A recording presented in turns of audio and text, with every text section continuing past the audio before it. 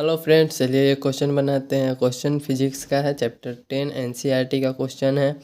Question पढ़ते हैं। सबसे पहले, a 50 kg girl wearing high heel shoes balances on a single heal.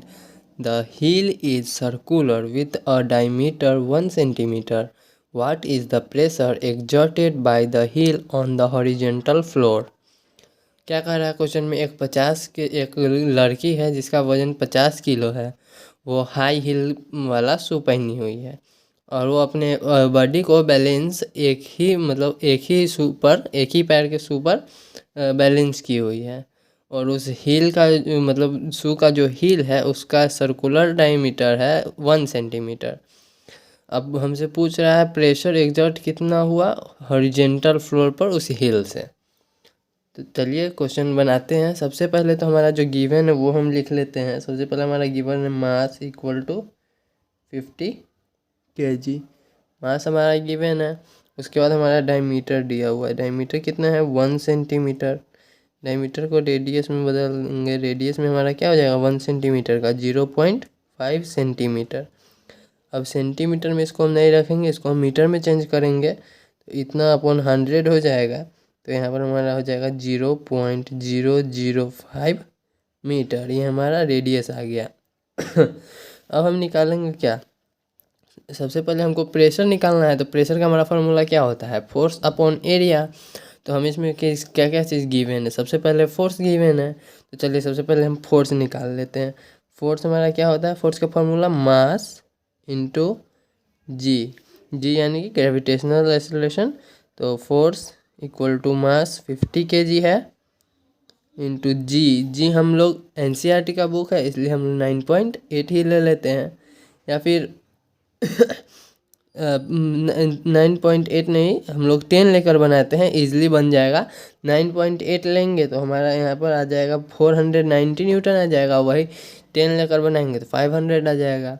तो हमारा इजीली कैलकुलेशन इजीली हो जाए इसलिए हम लोग जी का वैल्यू 10 लेके बनाएंगे 10। तो फोर्स हमारा क्या आ जाएगा 500 न्यूटन। अब हम क्या निकालेंगे, एरिया। एरिया किसका, तो एरिया ऑफ हील। हील का एरिया निकालने के लिए, हील का कैसा है क्या है, हील कैसा है, सर्कुलर डायमीटर है।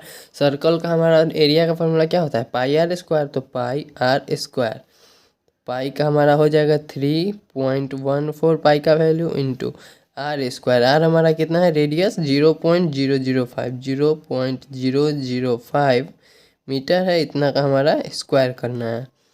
अब हम इसको करेंगे तो 3.14 इंटू 25 इंटू 10⁻⁻6, इसको स्क्वायर करेंगे तो हमारा आ जाएगा 0.00025।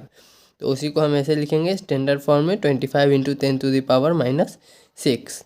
अब इसको भी मल्टीप्लाई करेंगे आपस में।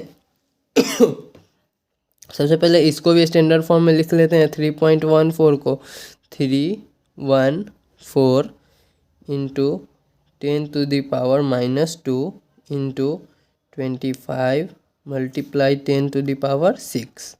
अब ये दोनों हमारा क्या है, 10⁻⁻2 10⁻⁻6 दोनों ऐड हो जाएगा। तो हमारा हो जाएगा, सबसे पहले 314 है, 314 मल्टीप्लाई विथ 25 मल्टीप्लाई विथ, इस दोनों को ऐड कर देंगे। -6 -2 हमारा कितना हो जाएगा, -8 10⁻⁻8। अभी दोनों को हम मल्टीप्लाई करेंगे तो हमारा आ जाएगा 7850 इंटू 10⁻⁸।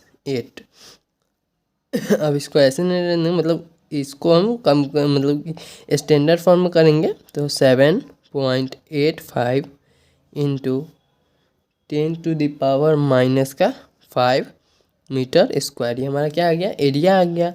हमारा क्या निकल गया, मास दिया था, डायमीटर दिया था, रेडियस दिया था, उससे हमने फोर्स फाइंड आउट किया। फोर्स फाइंड आउट करने के बाद हमने area of hill find out कर लिया।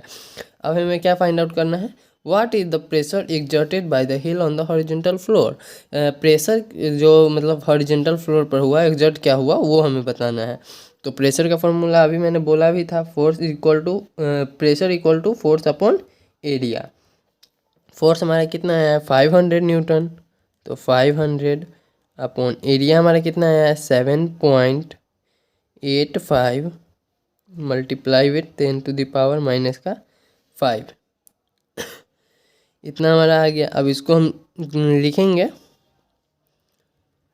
Pressure equal to 500 upon 7.85।